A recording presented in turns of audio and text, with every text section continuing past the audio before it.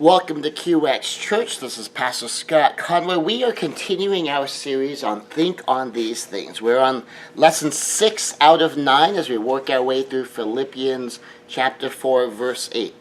Now think about just the magnitude of what we're doing. 9 weeks on one verse.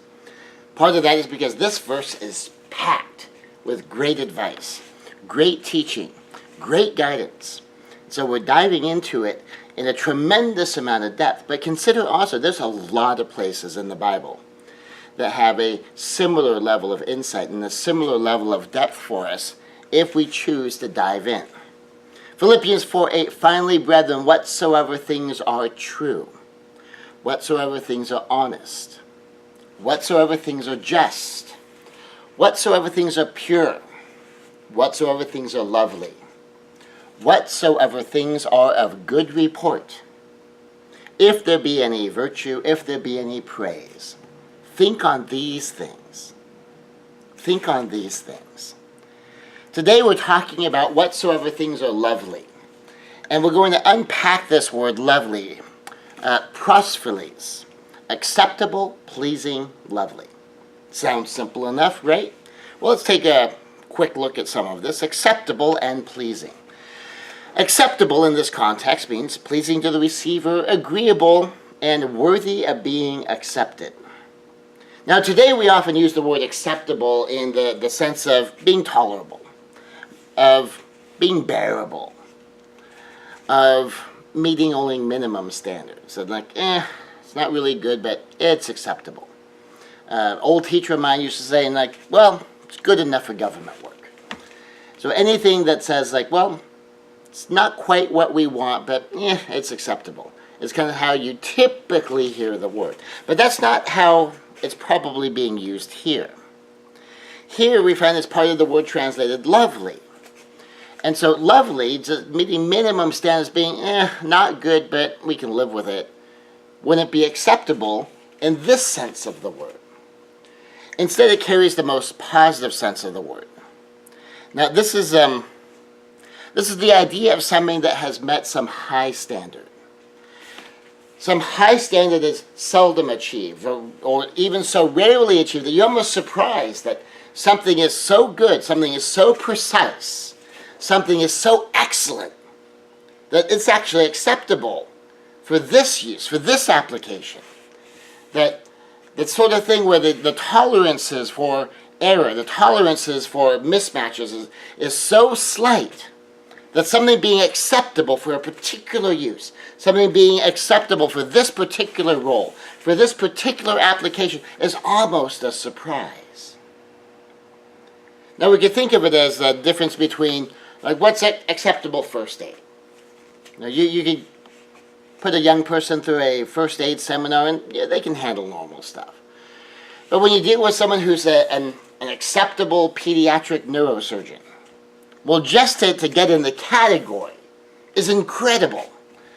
And you consider that, okay, an acceptability for something so difficult to achieve.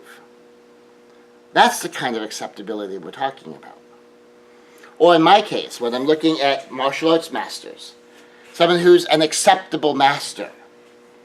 Well, just getting there, the bottom level of master might be a 15, 20, 25-year trek. And so someone who's acceptable at that level, just to be acceptable, has achieved this huge goal that's taken a long time and constant progress. And so we're talking about here something that is acceptable in a way very few things are ever acceptable.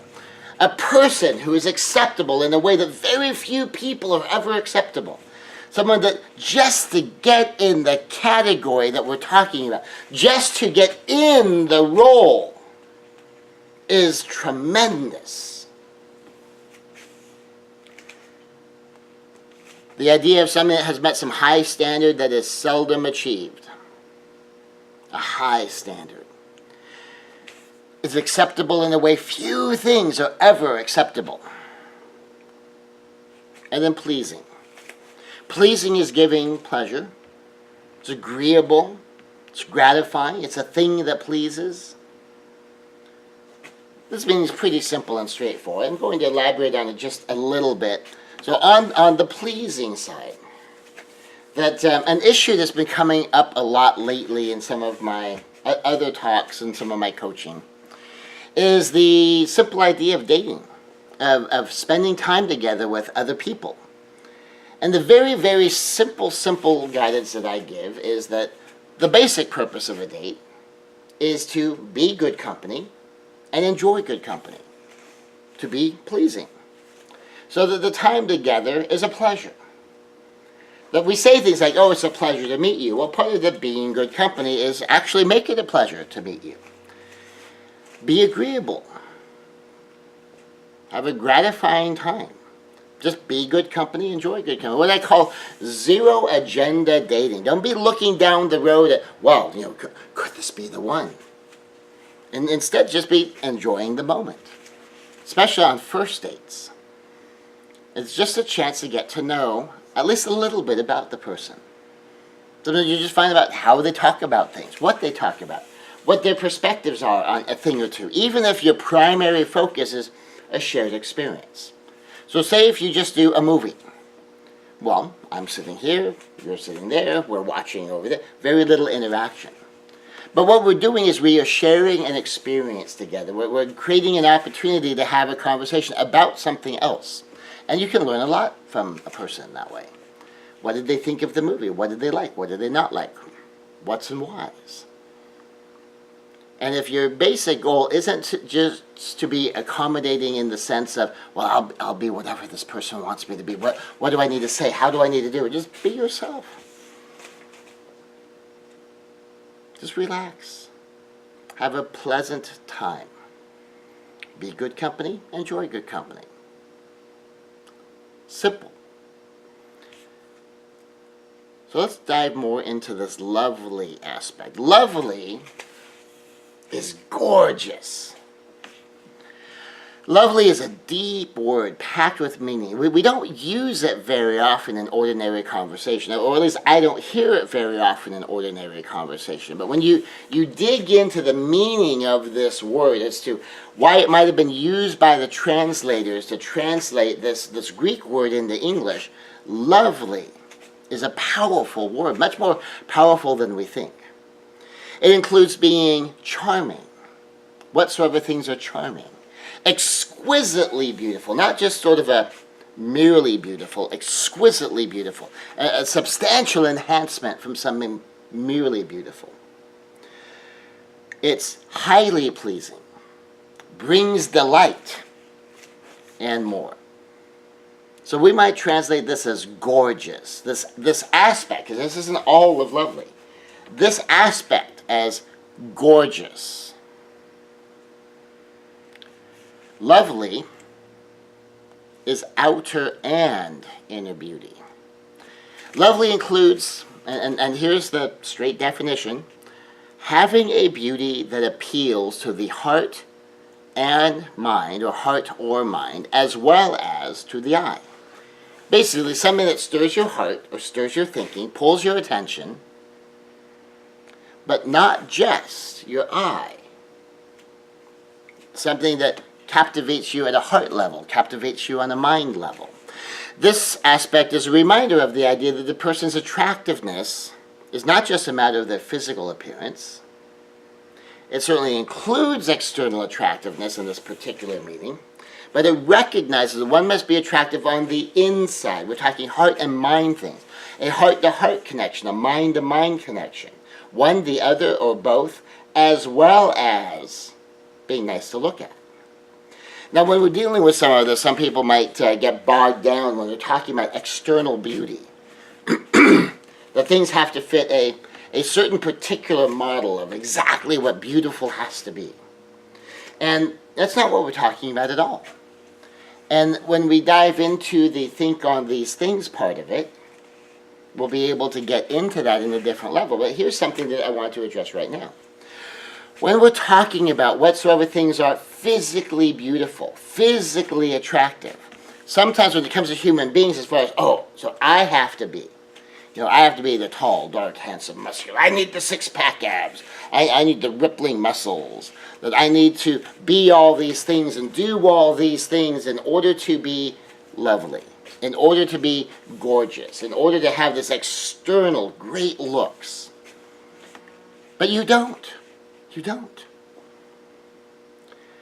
You can just have style. Just be you. Show up with your beauty without having to be, I'll even say the word neurotic about just the externals. It's a package. And we'll get into that a little bit more as we dive in. Because here's a key point. Lovely is inner beauty. Lovely is inner beauty. Lovely has a less common, perhaps more archaic meaning. It probably applies to the use here, because we are talking about biblical translation. Because we don't use this word very often in the 21st century, but when things were being translated, we did. It means a great moral or spiritual beauty. Now, you don't hear that in popular conversation these days, but that is one of the meanings of lovely.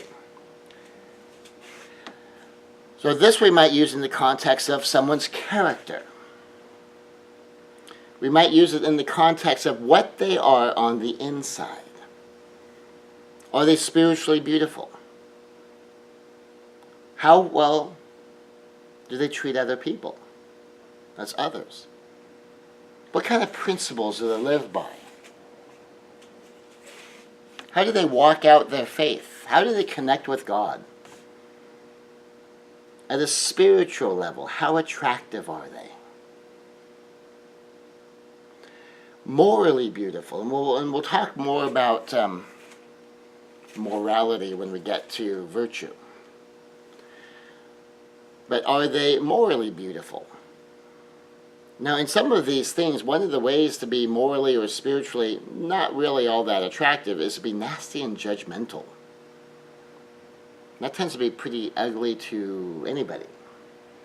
Now, some people like it when you're nasty and judgmental in exactly the same way they are nasty and judgmental. But you always have to be careful with things like that, because if someone is nasty and judgmental in exactly the same way someone else is nasty and judgmental, eventually they will find areas where they disagree, and they will be nasty and judgmental to one another too. Just figure there's always just a matter of time before you're on the other side of an equation.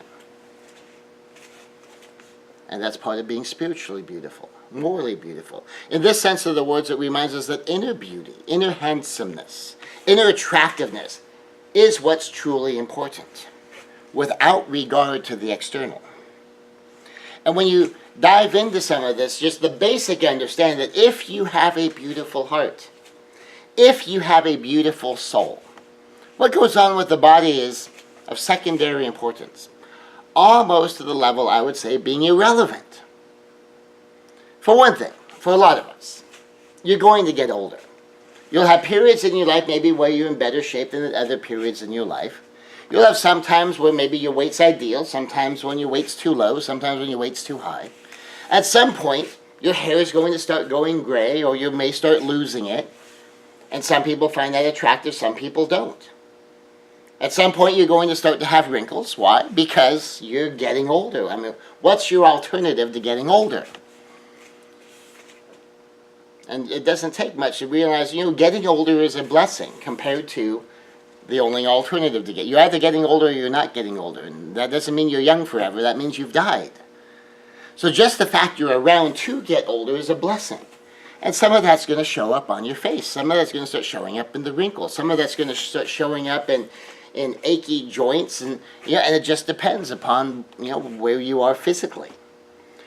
You're not going to look the same way you looked when you were younger. When I was dealing with one particular woman, I think at the time she was somewhere in the neighborhood of 45 or 50. And she had remarked to me that, well, I don't look like Wendy. I said, well, of course you don't look like Wendy. Wendy's 20. If a 50-year-old woman looks 20, that's not beautiful. That's kind of freaky. And she laughed at that because she realized, well, yeah, I guess that's kind of funny. Because Should a 50-year-old look like she's 20? Now, if a 50-year-old looks young for 50, we might think she's very attractive. But can a 20-year-old person be the standard of beauty that we're going to measure a 30-year-old by, a 40-year-old by, a 50-year-old by? My mother gets playful with stuff like this with some of her friends. My mother's in her 70s now. And every once in a while, one of her friends, when the birthday's coming up, is, oh, how old are you going to be? She says, 49. And she says, oh, you look terrible. And, Sheila, how could you say such a thing? She says, well, I mean, for 49, you look terrible.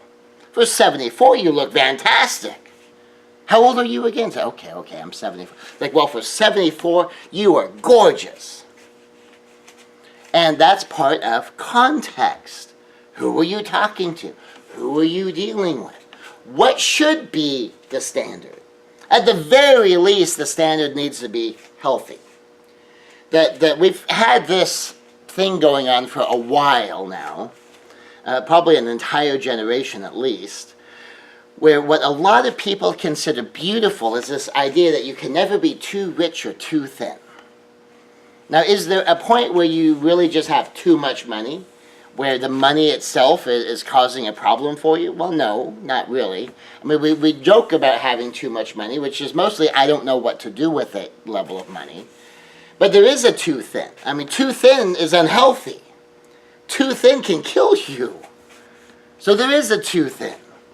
And sometimes people go battling for the thin in very unhealthy ways. That we think that thin is pretty. Well, thin can be pretty, but thin isn't mandatory to be pretty. Unhealthy. To me, anyway, and this has been true forever, unhealthy is never attractive. I don't want someone to be unhealthy, male or female. I want people to be healthy. Now, whatever's healthy for you is healthy for you. And then reasonably fit. I don't want everyone to be able to run a marathon or to perform competitive martial arts at a high level or to have like a fighting weight and be ready for elite level sports performance. Those, reasonably fit so that you can do the things you need to do. You can live the life you need to live. You can, I'm going to Disneyland 2 days from now, actually. Tuesday's my day off, typically, if I get a day off. But it's typically Tuesday. So on Tuesday, I'm going to Disneyland. I want to at least be fit enough to be able to go and enjoy Disneyland, to be able to walk around and have fun, so that if there's ever a time I can't do that, it's because of like an injury or an illness, not just because I'm not in good enough shape to walk around the park. Doesn't take a lot. I mean, I'm not talking about running marathons. I'm talking about spending a day mostly on my feet, standing in lines, wandering around, having a good time. Do I want to be fit enough for that? Yeah. What if I had strollers to push or a wheelchair to push and, backpacks and diaper bags to carry? I want to be fit enough to do that. Just to live your life. And so when we're talking about the external beauty, when we're talking about, what is the standard? Should a woman who's just had a baby look the same as a 16-year-old still in high school who is currently competing at varsity level sports? Of course not. Of course not. Somehow, though, we end up just kind of glomming on to these sometimes unhealthy, occasionally even just dysfunctional standards. And we just sort of need to set all that stuff aside, be more reasonable about it, and understand it's like for all the totality of the variables in my life, what is a reasonable level of loveliness? Good character is always nice. Being good company is always nice. Who you are as a person is only nominally reflected in what you physically look like as far as your body goes. Even just having a fast-paced life can sometimes dramatically impact your ability to maintain a certain physique just because of the food that's available and the level of exercise you have. And so with all of these things factored in, let's look at lovely through the lens of logizomai. Think. To intentionally focus your conscious mind and look at and ponder, which is what we've been doing. Well, we're going to spend a little time here at reckon, to ascribe, esteem, or compute, to reckon something. For part of the meaning of lovely, of the Greek word, is acceptable. To reckon something as acceptable. To reckon what might otherwise be unacceptable, but I'm going to reckon it as acceptable. Now, here's a particularly powerful look at this. Why am I acceptable to God? Am I acceptable to God because of what I do? Am I acceptable to God because I have purged my life of sin? Am I acceptable to God because my life has been righteous? Or am I acceptable to God? Have I been reckoned by God as acceptable to God because of what God has done? Well, that's how that's worked for me. I am acceptable to God because God forgives me for sin. I am acceptable to God because Jesus Christ died on the cross for my sins. I become acceptable to God because I confess my sins, and He is worthy and true to forgive my sins. I just agree with God. Okay, God, you say it's wrong. I agree with you. I would like to do this better. And God reckons me as acceptable. Now, might there be a place maybe we could use this? Might this be a place that we can decide, that we can reckon something as acceptable, that might, under ordinary circumstances, not be acceptable to us? Now, from time to time, you work with some parents whose children aren't doing what the parents want them to do. Is that acceptable for a son or a daughter to do? Well, you might say, well, no, that behavior is not acceptable. But do you still accept them as your son, and do you accept them as your daughter? Or is to you this issue bigger than them being your son or your daughter? Are they dead to you? They're no longer your son. They're no longer your daughter. Now to you, they're no different than anyone else who engages in that behavior, whatever behavior we might be talking about. Or as the parent, as the loving mother, as the loving father, you're going to reckon your children as acceptable.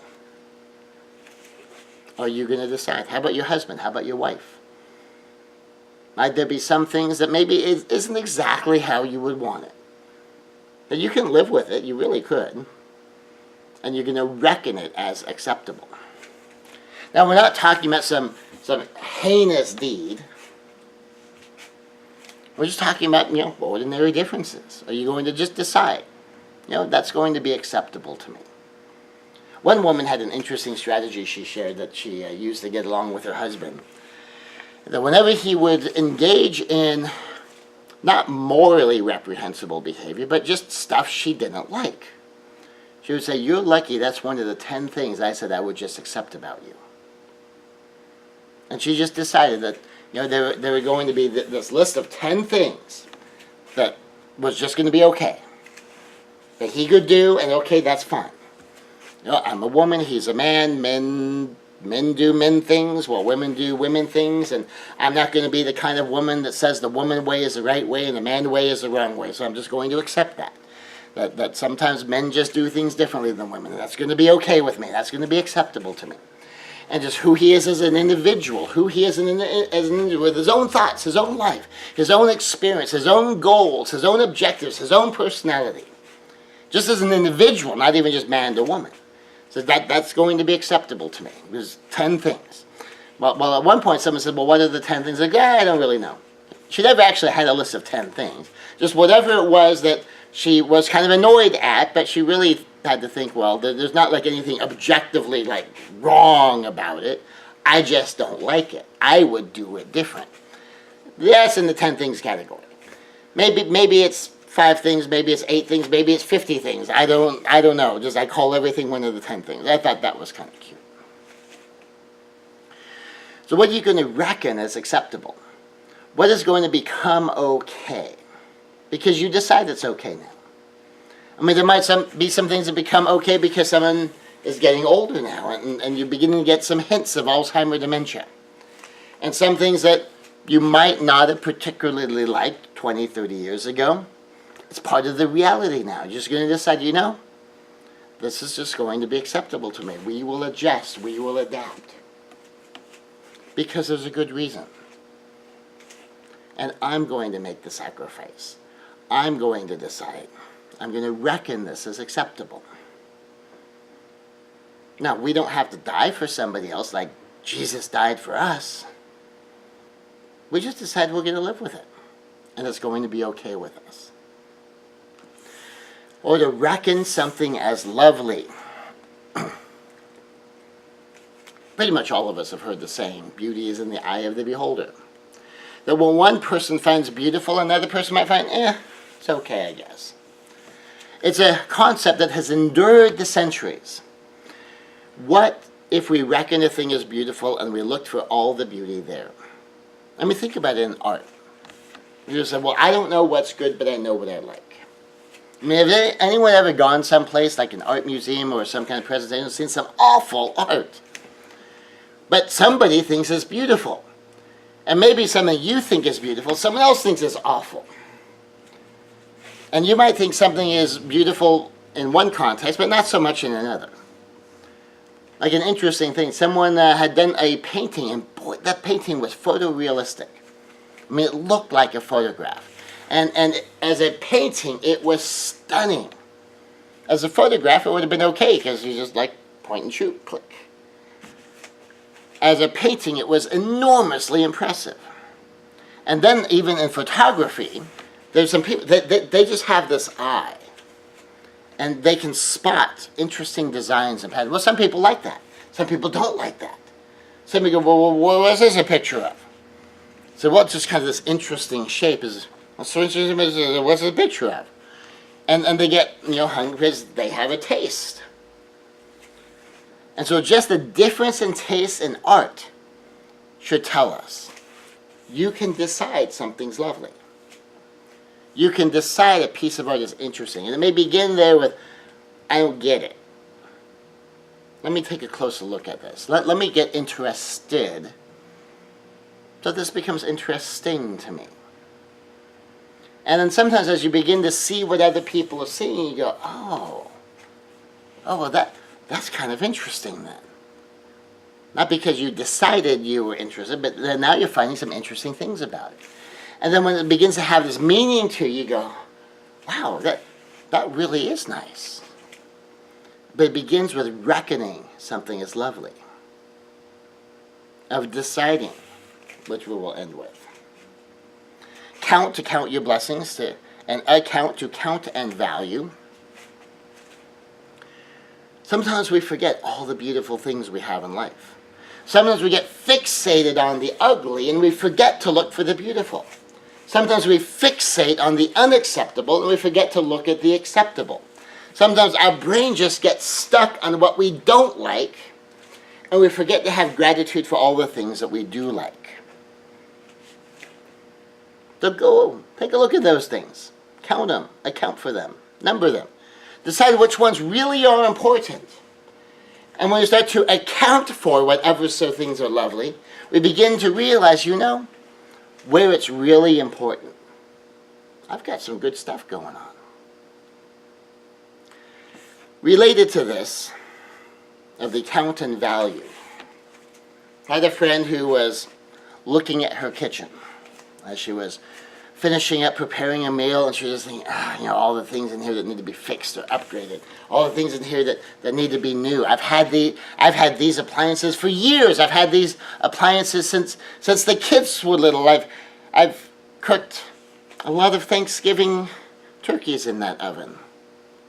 I've made a lot of meals on that stove. I cooked grilled cheese sandwiches when the kids were 4 and 5 years old on this stove. And then she began to think of all the memories that she had in that kitchen. That old beat-up kitchen.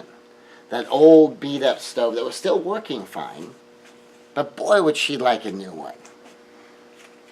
And when she began to reflect on all of that, she got kind of a little misty-eyed. And she thought, on second thought, maybe I'm not in such a hurry to change everything in this kitchen.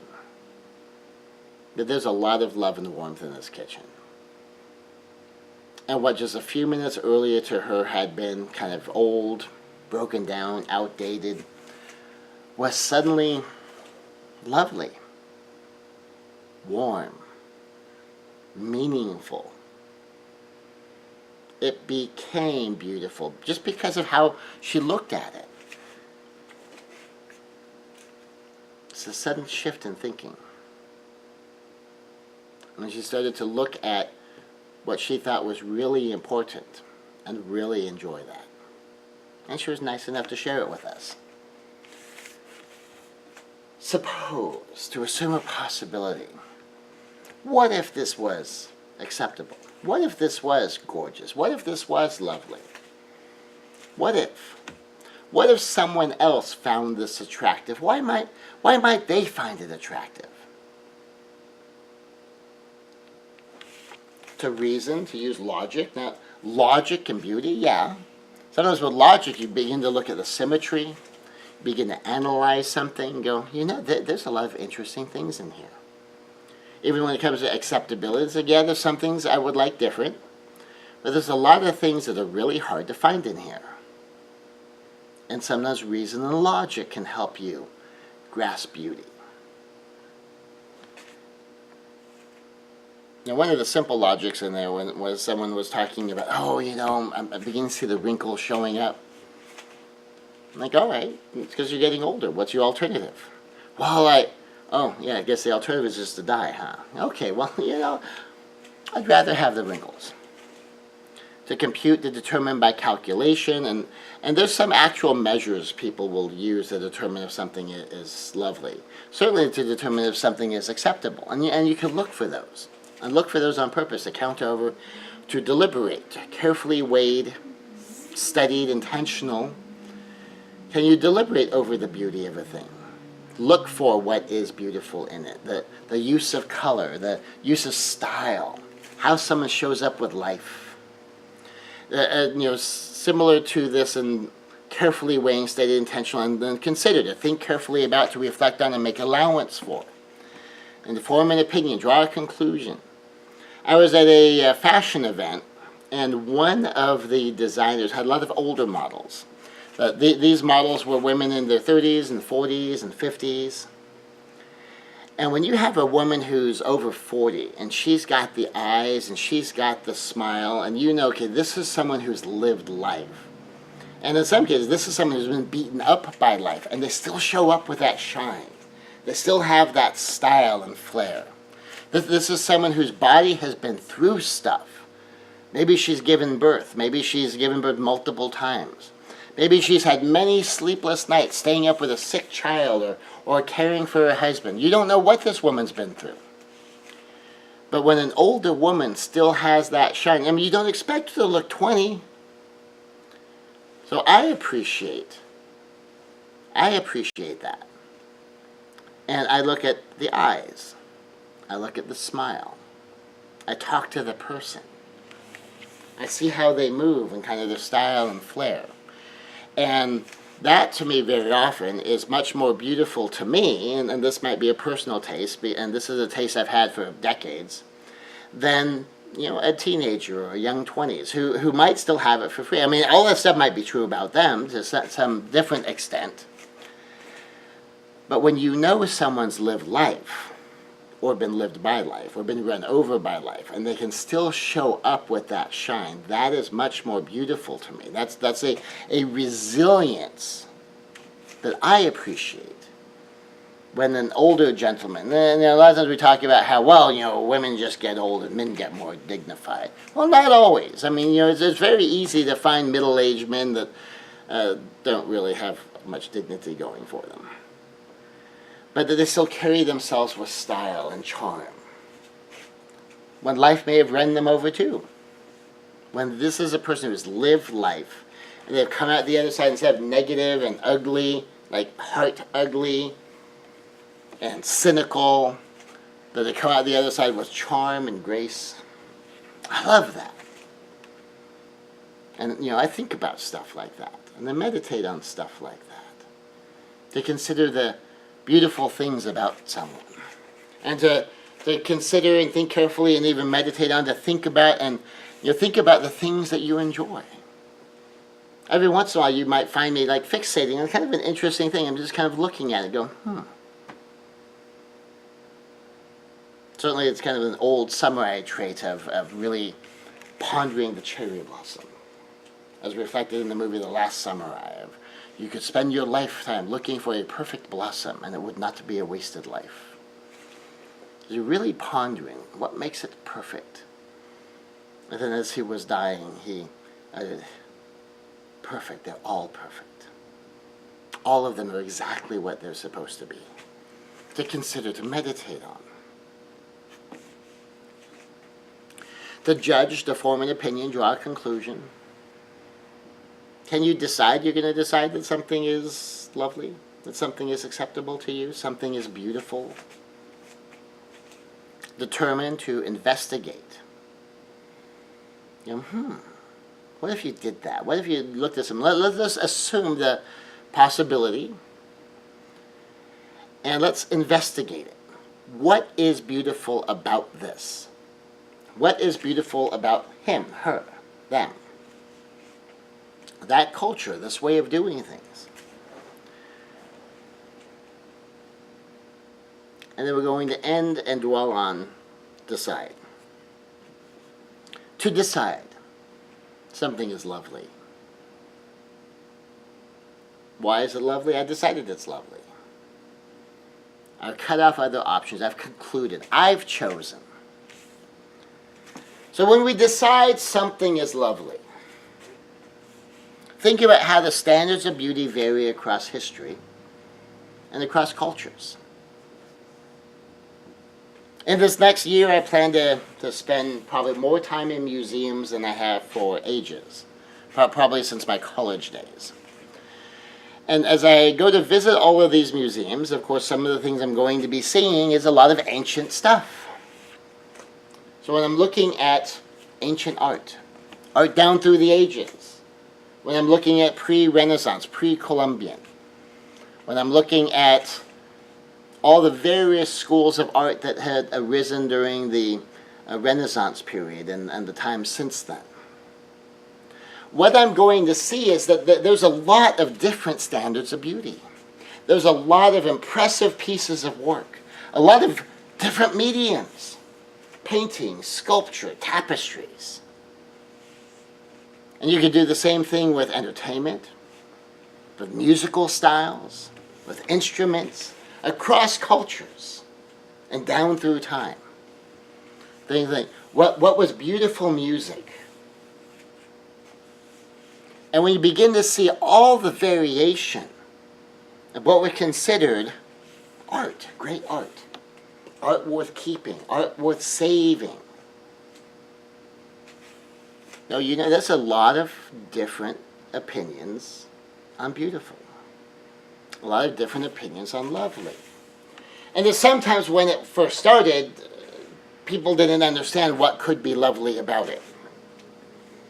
And it didn't catch on until later on when people were looking and go, actually there's some really interesting stuff in there. We may have missed it when the artist was alive, but as other artists were looking at it going, that's interesting. They may even look at it as, I don't get it, but it's interesting. And when they start to try to do it, they go, okay, I think I kind of see what this other artist was after, and then we get some more of it. So by implication, we can decide. We can decide something is lovely. We can decide something is acceptable. We can decide that something is good. So we can choose our own standards of beauty. Now, in particular, because I seem to run into this with women much more often, it seems, than anybody else, where they get fixated on some other kind of ambiguous standard of beauty. And what I mean by that is there doesn't seem to be like one standard everybody agrees on. And we've had some people say, oh, I wish I was taller, or I wish I was shorter. Someone that is as tall as the short person wishes they were tall, wishes they were shorter. Someone who has a a cup size of one size wishes they were the other size, but someone of the other size wishes that they were the other person's size. Essentially, it seems like our society tries to instill in women this bit of being neurotic about their appearance. And I find that very sad. Because instead of deciding, it's like, well, what is already beautiful about me? What could most easily be beautiful about me? What might I like to do that I think would be beautiful? Different hair color. Talked to a couple of women lately who trying a different hair color, a different hairstyle. So maybe they used to do long hair, now they do short hair. They used to do short hair, but now they're trying long hair. Or just a difference in style. Why? Because they want to. Because they look in the mirror and they think, you know what I think would be cute? What if I tried this? And then they just go do it. I'm chatting with a couple of women who decided to do their hair shorter. Another woman who's growing her hair out. A lot of the women that I personally know and have a personal relationship with is sort of like transcended this societal perfection. Because it's an illusion. Nobody thinks that they meet the standard of perfection. Even someone, when they look at someone else, they go, oh, that person, that's what I would like to look like. Well, meanwhile, that person's thinking about the things they would like to have different. With stunning regularity. What if we just decide? You decide for yourself. What's a beautiful you? I decide for myself, what's a handsome Scott? And what's a level of handsome Scott that really is worth doing? I mean, might I decide that, well, your broader shoulders would be nice and bigger muscles would be nice and your deeper pecs and you get the six-pack abs. Do you know what it takes for a 50-year-old man to get six-pack abs? I don't think I want to do that. So I get to decide. At what level do I want to invest in it that is reasonable for the totality of my life? Might be different than you. You might decide, well, it's more important to you than it is to me. I might decide it's more important to me than it is to you. That's okay. We get to decide. You don't have to do it my way. I don't have to do it your way. The colors, the style, the clothes. I mean, I like this shirt. I got this shirt from my mother. I get a lot of my shirts from my mother. What typically happens is she's at the store, she sees something that she thinks is nice, and along the lines, while she's buying it for her husband, my stepfather, she thinks, I should get one for Scotty too. So I get this kind of steady flow of shirts from her, and probably 4 out of 5 shirts that I own were purchased for me by someone else, often my mother. And I handle my own pants purchases. I get the jeans and the slacks, and I go do that. But I get to studying it, and because she has great taste. And I get to decide.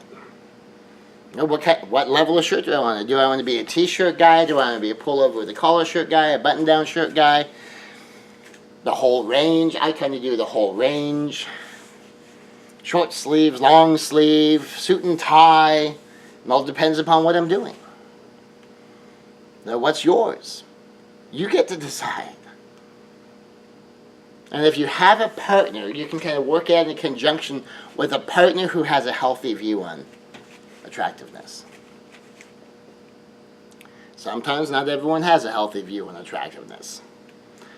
But if you have a partner that does have a healthy view of attractiveness, I mean, work it out in conjunction with your partner. Now something to not do is don't go to the hairstylist and say, well, my husband's going to hate this, so I'm just not going to tell him, I'm going to spring it on him. That might not be the best way to do it. And even if you do it, don't tell him that, I knew you would hate it. So I did the thing I thought you would hate without telling you or consulting you, because I was going to do the thing I think you hate anyway. I was talking to a husband one time, he said, I really honestly don't have a problem with the hair. I think it looks cute. I totally see why she chose it. My problem is that she keeps saying that she knew I would hate it, and she did it anyway. So she's out intentionally doing stuff that she knows I would hate. Even though she happens to be wrong, I don't hate it, I like it, I think it's cute. So, but that attitude bothers me. But, watch out for stuff like that, too. So to decide if something is lovely. So think on these things. Finally, brethren, whatsoever things are true, whatsoever things are honest, whatsoever things are just, whatsoever things are pure, whatsoever things are lovely, whatsoever things are of good report. If there be any virtue, if there be any praise, think on these things. Thank you.